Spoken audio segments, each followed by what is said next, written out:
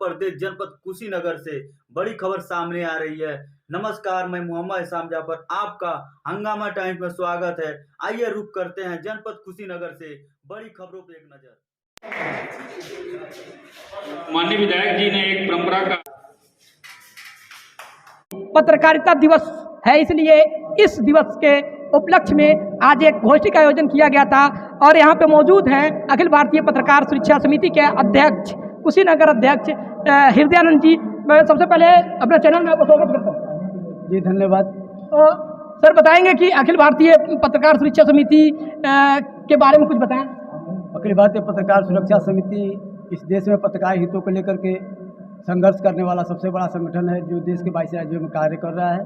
इसके राष्ट्रीय अध्यक्ष जिग्नेश कालवाड़िया जी और प्रदेश अध्यक्ष अजय प्रताप नारायण सिंह जी के नेतृत्व में यह संगठन जो है पूरे देश भर में पत्रकार सुरक्षा कानून की मांग कर रहा है ताकि पत्रकारों का हित सुरक्षित रहे। तो सर ये तो काफ़ी दिन से आवाज़ लगाया जा रहा है। मैं आपको देखता हूँ, कभी ज्ञापन वगैरह देते रहते हैं आप, तो कोई इस पर कुछ? देखिए, हम लोग का काम है अपनी बात कहना, क्योंकि हम लोग कोई भी बात, इस लोकतंत्र में सबको अधिकार मिला हुआ है और सारे लोग अपने मौलिक अधिकारों के तहत अपनी आवाज़ उठाते हैं। हम लोग भी अपनी आवाज़ उठा रहे हैं। तो आज का जो गोष्ठी था इसके क्या मायने थे?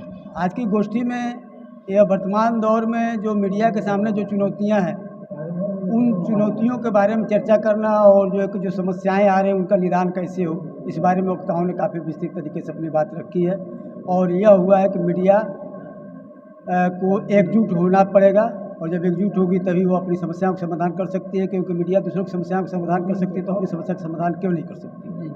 तो एक आरोप भी लगता है मीडिया पे कि वो पारदर्शिता उनके अंदर नहीं है और निष्पक्ष पत्रकारिता नहीं कर रहे हैं, तो इस पर आप क्या कहना चाहते हैं? जब से ये मीडिया का व्यावसायिकरण हुआ है, उसका पैटर्न बदला है, तब से बहुत सारी चीज़ें बदल गई हैं। फिर भी हम लोग बराबर संदेश देते रहते हैं मीडिया के साथियों को कि आप निष्पक्ष रूप से लेखनी चलाएं और लोकहित में लेखनी चलाएं और सरकार और जनता के बीच में पुल का काम करें। इसी बीच हमारे बीच इस गोष्ठी में प्रदेश कार्यकारिणी के सदस्य हैं श्री आदित्य शाही जी। मैं उनसे भी कुछ जानने को करूँ। शाही जी, सबसे पहले तो हमारे चैनल में आपका स्वागत है। धन्यवाद। तो आप क्या कहना चाहते हैं, ये जो आपने कार्यक्रम का आयोजन आपने करवाया, तो इसका क्या मतलब क्या माने? इस आयोजन का मुख्य उद्देश्य था कि हिंदी पत्रकारिता का प्रचार प्रसार हो, लोग जाने हिंदी पत्रकारिता कब से शुरू हुआ, क्या हुआ, इसका क्या इतिहास है, हिंदी पत्रकारिता का क्या महत्व है। इसको प्रचार प्रसार के लिए मुख्य रूप से इस कार्यक्रम को आयोजित किया गया था आज बुद्ध पीजी कॉलेज के भंते सभागार में। यहाँ पे बतौर जिस मालिकान हक के जिसके पास रहता था समाचार पत्र, वह अपने संपादक से विचारधारा को लेकर विवाद हुए हैं। इसका इतिहास है, पत्रकारिता जगत में भी इसका अपना एक इतिहास है। जिन्होंने मालिकान से अपने पदों को छोड़ दिया विचारधारा को ही लेके, उनसे विचार एक मेल न खाने पे उन्होंने छोड़ दिया। ऐसा नहीं है कि यह नई विषय है, आज भी कमोबेश स्थिति है, लेकिन वह पूरी तरीके से नहीं है। चूँकि पत्रकारिता पहले मिशन हुआ करता, अब पत्रकारिता जो है पूर्ण रूप से वो व्यवसाय हो गया। ये अंतर है, इस दोनों में ये अंतर है।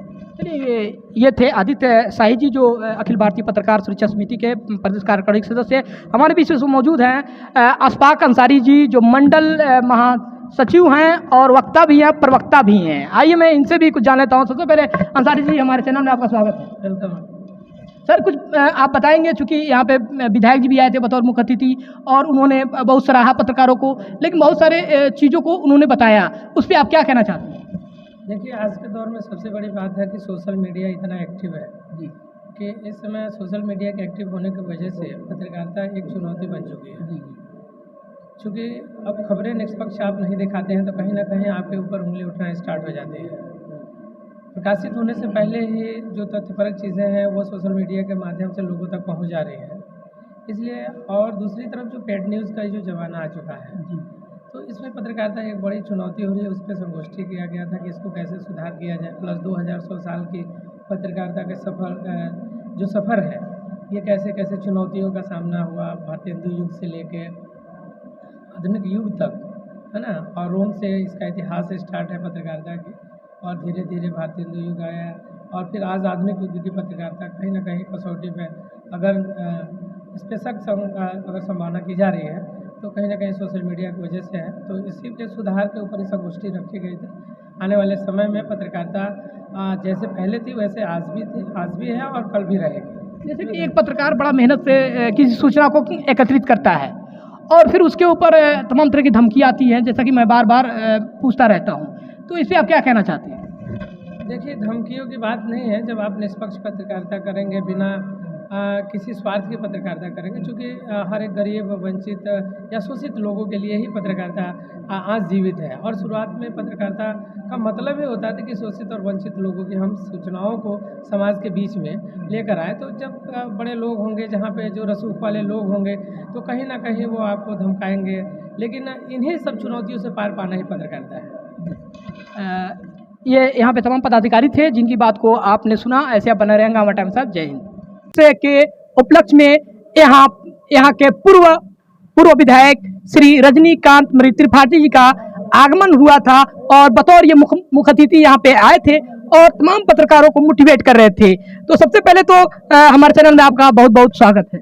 आपका भी इस तथागत की धरती पे स्वागत है जी। विधायक जी ये बताएंगे कि तमाम पत्रकार, जितने भी पत्रकार हैं, वो सोचते हैं मैं सच दिखाऊं, सोचते हैं मैं सच लिखूं, लेकिन कहीं उनको मार दिया जाता है तो कहीं उनको धमकी मिल रहा है। इस संबंध में आप क्या कहना चाहते हैं? देखिए, पहली बात, पत्रकार से मजबूत इस दुनिया में कोई है नहीं जी। और मैंने कहा, मन से भी कहा कि किसी पत्रकार को किसी से धमकी से और किसी के डराने से डरने की जरूरत नहीं है जी। पत्रकारिता ऐसी चीज है कि अगर आप निष्पक्ष पत्रकारिता करेंगे तो सारी दुनिया आपके साथ खड़ी रहेगी।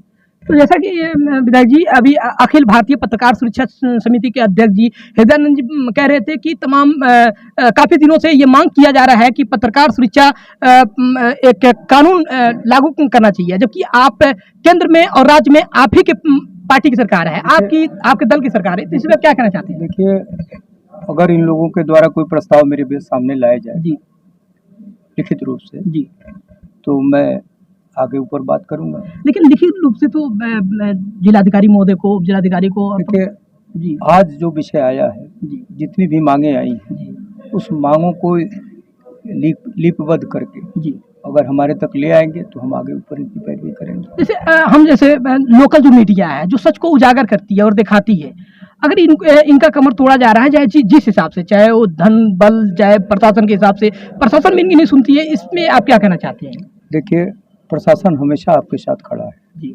सरकार आपके साथ हमेशा खड़ी है, लेकिन कभी कभी ये होता है कि आप कुछ ऐसा लिख देते हैं या पढ़ देते हैं या कभी कभी किसी विचारधारा से, किसी सोच से प्रभावित होकर कोई खबर लिख देते हैं, तो वो आपके लिए संकट बन जाता है।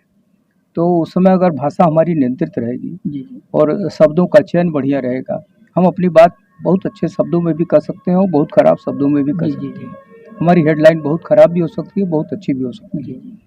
थोड़ा सा ध्यान रख के, सावधानी रख के काम करने के बाद, मैं 35 साल पत्रकारिता किया हूँ और मुझको किसी प्रकार की कोई आज तक धमकी नहीं मिली और ऐसा भी नहीं है कि मैंने कोई खबर छोड़ दिया जी। हंगामा टाइम्स की तमाम खबरों को देखने के लिए हंगामा टाइम्स को सब्सक्राइब कर लीजिए और बेल आइकन दबा लीजिए। अगर आपको ये वीडियो अच्छा लगा हो तो लाइक बटन प्रेस कर अपनी प्रतिक्रिया हमारे कमेंट बॉक्स में देना मत